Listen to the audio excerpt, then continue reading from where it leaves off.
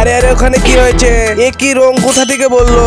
আরে দাদা কোথা থেকে বলেছে আপনাকে বলা লাগবে নাকি? আচ্ছা দাঁড়াও আমি আগে রং দিয়ে নি তোমার গেঞ্জিতে।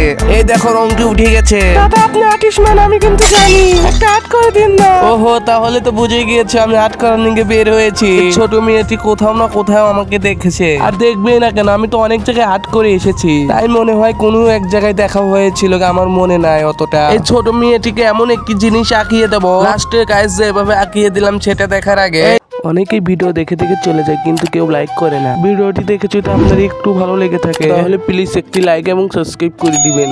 দেখো ছোট্ট মেয়েটি, তোমার ডোরিমন কেমন হয়েছে? দাদা অনেক সুন্দর হয়েছে। দাদা আপনাকে আমি 6 কোটি সেলুট জানাই।